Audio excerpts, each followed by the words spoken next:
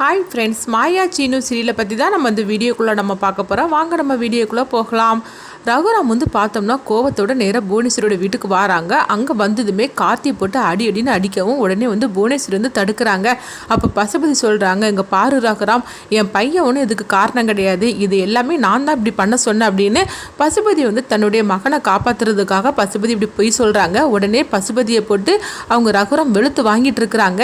உங்கள் ரெண்டு வரையோட கதையை நான் முடிக்க போகிறேன்டா, என் பொண்ணுக்கா இந்த மாதிரிக்கு ஒரு நிலைமையை நீங்கள் கொண்டுட்டு வந்தீங்க, உங்களை என்ன பண்ணுறேன் பாருங்க, எனக்கு இருக்கிறது ஒரே ஒரு பொண்ணு, என் பொண்ணோட நிலைமைக்கு நீங்க தான் காரணம், அவளை நிம்மதியாவே நீங்க வாழ விட மாட்டீங்களா அப்படின்னு சொல்லிக்கிட்டு அவங்க ரகுராம் வெளுத்து வாங்கவும் புவனேஸ்வர் தடுக்கிறாங்க. ரகுராம் கொஞ்சம் நிறுத்துதியா அப்படின்னு சொல்லவும் உடனே ரகுராம் புவனேஸ்வரை பார்க்கும்போது உடனே அவங்க கேட்குறாங்க, ஆமா உனக்கு தான் உன் பொண்ணே வேண்டான்னு சொல்லிட்டு ஒதுக்கி வச்சிருக்கிறேல்ல, அப்புறமா எதுக்காக நீ உன் பொண்ணு மேலே பாசமா இருக்கிற மாதிரிக்கு இந்த மாதிரிக்கு எங்க அண்ணனையும் எங்க அண்ணன் பையனையும் போட்டு அடிச்சுக்கிட்டு இருக்கிற, ஒழுங்கு மரியாதை இங்கிருந்து போயிரு அப்படிங்கவும் உடனே ரகுராம் சொல்றாங்க, இங்க பாரு, என் பொண்ணுக்கும் எனக்கும் 1008 பிரச்சனை இருக்கும், நான் அது நாங்கள் பார்த்துக்கிடுவோம், ஆனால் அதுக்காக அவன் என் பொண்ணை இல்லைன்னு ஆயிருமா என்ன, என் பொண்ணு தனியாக இருக்கால தவிர அவன் மேலே ஒரு தூசி விழுந்தா கூட நான் தாங்கிக்க மாட்டேன், என் பொண்ணுக்கு அந்த மாதிரிக்கு ஒரு நிலைமை ஏற்படுத்தினீங்க, உங்களை என்ன பண்ணுறான் பாருங்க அப்படின்னு ரகுராம் திரும்பவும் அடிக்கிறதுக்காக போகும்போது புவனேஸ்வர் சொல்கிறாங்க, இங்கே பாரு ரகுராம், இதோட இந்த பிரச்சனையை விட்டுரு, இதுக்கு பிறகு தனம் பக்கம் அவன் வரமாட்டான், அவனை வராத அளவுக்கு நான் பார்த்துக்கிட்டுது அப்படின்னு சொல்லவும் அப்போ ரகுராம் சொல்கிறாங்க,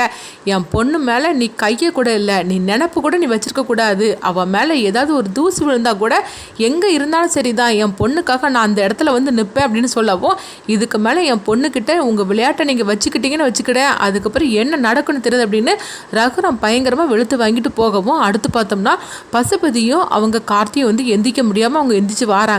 அப்போ புவனேஸ்வரி சொல்றாங்க, இதெல்லாம் உனக்கு தேவையாடா அப்படின்னு சொல்லிட்டு அவங்க அடிக்கவும் அப்போ உடனே கார்த்தி சொல்றாங்க, அத்தை ஏற்கனவே அவர் எங்களை வெளுத்து வாங்கிட்டு போயிருக்காரு, அந்த வழியே எங்களால் தாங்கிக்க முடியல, தயவு செய்து என்னை அடிக்காத அப்படின்னு சொல்லும் போது, ஆமாண்டா இதை தானே நான் ஏற்கனவே சொன்னேன், அவகிட்ட எல்லாம் நீ வாழாட்டாத, ரகுராம் சும்மா விட மாட்டான்னு சொன்னேன், ஆனால் நீ கேட்டியா, இதுக்கு பிறவாது ஒழுங்கு மரியாதை கொஞ்சம் பேசாமல் அமைதியா இரு அப்படின்னு சொல்லிட்டு கார்த்தியும் பசுபதியும் புவனேஸ்வரி அழைச்சிட்டு போறாங்க. அடுத்துங்க பார்த்தோம்னா மாயாவை தான் காட்டுறாங்க. அப்போ மாயாவும் சீனுவும் கோயிலுக்கு வந்திருக்கிறாங்க போலுக்கு. அப்போ உடனே சீனு சொல்லிட்டு இருக்கிறாங்க, எங்க பாரு மாயா, இதுக்கு பிறகு நம்ம சந்தோஷமா வாழணும், நாளைக்கு சாருவோட கல்யாணம், சாருவுக்கு நல்லபடியாக கல்யாணம் முடிஞ்சா வீட்டை விட்டு போயிடணும், அவள் கல்யாணத்தில் ஏதாவது பிரச்சனை வந்துருமோ, அம்மா ஏதாவது பண்ணுவாங்கன்னு சொல்லி எனக்கு பயமா இருக்கு அப்படின்னு சொல்லும் போது உடனே மாயா சொல்றாங்க, நம்ம ஒன்று சேருவோமா இல்லையான்னு சொல்லிட்டு இப்போ ஒரு டெஸ்ட் வைக்கட்டுமான்னு சொல்லி கேட்கும் போது என்ன சொல்ற அப்படிங்கும்போது, ஆமா இந்த கோயிலில் நான் அடிப்பிரச்சனை பண்றேன், வலது கால தான் கடைசியில் வந்துச்சுன்னா கண்டிப்பா நம்மளை யாராலையும் பிரிக்க முடியாது அப்படின்னு சொல்லிட்டு அந்த பூஜை பரிகாரத்தை பண்றாங்க. கடைசியில் பார்த்தோம்னா அவங்க நினைச்ச மாதிரிக்கு வலது காலை எடுத்து வச்சிருந்தாங்க. அடுத்தது பார்த்தோம்னா சீனு ரொம்பவே சந்தோஷப்பட ஆரம்பிச்சிருந்தாங்க, நம்ம நினைச்ச மாதிரிக்கு வலது காலே கடைசியில் கோயில் சன்னிதானத்தில் வந்துருச்சுது, அதனால நம்மளை யாராலுமே பிரிக்க முடியாது, வா நம்ம போகலாம் அப்படின்னு சொல்லிட்டு சீனுவும் மாயாவும் ரொம்பவே சந்தோஷத்தோட அங்கே வீட்டுக்கு போறாங்க. போகும்போது பார்த்தோம்னா சீனு மாயாவுக்காக மல்லிகை பூலாம் வாங்கிட்டு போறாங்க. இதை பார்த்துட்டு மாயா ரொம்பவே சந்தோஷப்பட்டுட்டு இருக்கவும் வீட்டுக்கு அவங்க ரெண்டு பேரும் கை கொடுத்துட்டு வராங்க. இதை பார்த்துட்டு பத்மா சாரு ரெண்டு பேரும் அதிர்ச்சி அடைகிறாங்க.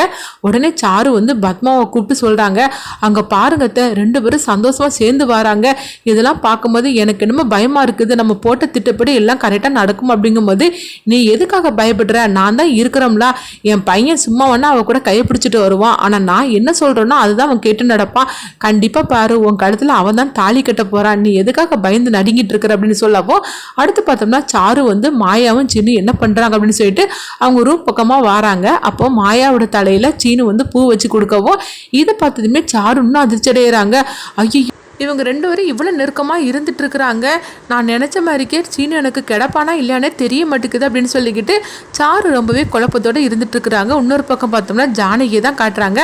ஜானகி மாயா அப்படின்னு சொல்லி கூப்பிடவும் உடனே பெரியமான்னு சொல்லிட்டு மாயா வராங்க. அப்போ ஜானகி கேட்குறாங்க, மாயா இந்த பூ வச்சுக்கோ மாயா திரும்ப அப்படின்னு சொல்லவும் உடனே மாயா தலையில் பார்த்தும்போது பூ இருக்குது, என்னது நான் இப்போ தானே பூ எடுத்துகிட்டு வரேன், உனக்கு யார் பூ வாங்கிட்டு தந்தா அப்படின்னு சொல்லும் போது உடனே மாயா வெக்கப்பட்டுட்டு இருக்கிறாங்க. என்ன மாயா இவ்வளோ வெக்கப்பட்டுட்டு இருக்கிற, என்னாச்சு அப்படிங்கும்போது என்ன சீனு வாங்கி கொடுத்தானோ அப்படின்னு சொல்லி கேட்கவும் உடனே மாயாவும் ஆமா பெரியமா அப்படிங்கிறாங்க. இதை கேட்டதுமே ஜானகி ரொம்பவே சந்தோஷப்பட்டுட்டு இருக்கிறாங்க, எப்படியோ நீயும் சீனுவும் ரொம்ப சந்தோஷமாக இருக்கணும், அதுதான் எனக்கு வேணும் மாயா அப்படின்னு சொல்லவும் கதிரும் தானாவும் இப்போ சந்தோஷமாக இருக்கிறாங்க. அந்த கார்த்தி தான் இந்த மாதிரிக்கெல்லாம் பிரச்சனை பண்ணிட்டான்.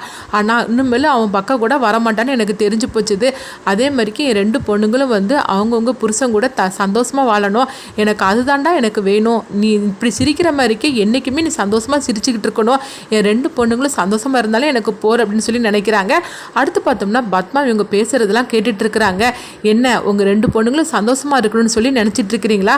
கண்டிப்பாக நடக்கவே நடக்காது. மாயா என்றைக்குமே சந்தோஷமாக இருக்க மாட்டா, இருக்கவும் கூடாது. அவளை நான் இருக்கவும் வைக்க மாட்டேன். அவள் இருக்கிற 2 நாள் தான் இந்த வீட்டில் இருப்பாள். அதுக்கப்புறவு இதோட வீட்டை விட்டு போயிட வேண்டியதான். இந்த வீட்டுக்கும் சரி எனக்கும் சரி என்னைக்கா இருந்தாலும் மருமகங்கிறது அது சாரு மட்டும்தான் அப்படின்னு சொல்லிட்டு நினைக்கிறாங்க. அடுத்து பார்த்தோம்னா பத்மா வந்து மகாலிங்க கொடுத்த அந்த நகையெல்லாம் வந்து ஒழிச்சு அவங்க பார்த்துட்டு இருக்கிறாங்க. இவ்வளோ நகை எனக்கு கொடுத்துருக்கிறாரு, இதுக்காகவாது சீனுக்கும் சாருக்கும் தான் கல்யாணம் பண்ணி வைக்கணும். அப்படி மட்டும் நடக்கலன்னா இந்த நகையெல்லாம் திரும்ப மகாலிங்கம் வாங்கிடுவார் அப்படின்னு சொல்லிக்கிட்டு பத்மா வந்து நினச்சிட்டு இருக்கிறாங்க. நல்ல வேளையில் அந்த நகையை யாரும் பார்க்கல, இந்த நகை அவ்வளவுமே எனக்கு தான் அப்படின்னு சொல்லிக்கிட்டு அவங்க நினச்சி சந்தோஷப்பட்டு இருக்கிறாங்க. இன்னொரு பக்கம் பார்த்தோம்னா சாரு வந்து மகாலிங்கத்திட்ட சொல்கிறாங்க, அப்பா எங்கள் 2 பேருக்கும் கல்யாணம் நடக்குமாப்பா அப்படின்னு சொல்லும்போது கண்டிப்பாக நடக்கும், என்ன இருந்தாலும் சரி தான். அவளுக்கு நான் நகையெல்லாம் கொடுத்துருக்குறோம்ல, அது கவரிங் நகைன்னு தெரியாது, தங்க நகை நினச்சிட்டு இருக்கிறா. அப்படி மட்டும் சீனுவுக்கு வந்து உன்னை கல்யாணம் பண்ணி வைக்கலன்னா அந்த நகையெல்லாம் நான் திரும்ப வாங்கிடுவேன்னு அவளுக்கு நல்லாவே தெரியும். அந்த நகைக்காவது உன் கழுத்தில் சீனுவா அவள் தாலி கட்ட வைப்பா பத்மா அப்படின்னு சொல்லவோ, அதனால நீ ஒன்றும் கவலைப்படாதம்மா, நீ நினச்ச மாதிரிக்கே சீனு தான் உன் கழுத்தில் தாலி கட்டும் அப்படின்னு சொல்லவும் உடனே சாருவும் ரொம்பவே சந்தோஷப்பட்டுட்டு இருக்கிறாங்க. அடுத்துங்க பார்த்தோம்னா வந்து அவங்க பத்மாவை தான் காட்டுறாங்க. எப்படினாலும் சரிதான், நாளைக்கு என் மருமகளாக வரப்போகிறது சாரு தான் அப்படின்னு சொல்லிட்டு சந்தோஷப்பட்டுட்டு இருக்கவோ இங்கே பார்த்தோம்னா சீனுவும் மாயாவும் ரொம்பவே ஹாப்பியாக இருந்துட்டு இருக்கிறாங்க. நம்மளை யாராலையும் பிரிக்க முடியாது அப்படின்னு சொல்லிக்கிட்டு அடுத்துதான் அந்த கதை என்ன மாதிரி கொண்டுட்டு போகிறாங்கன்னு பார்க்கலாம்.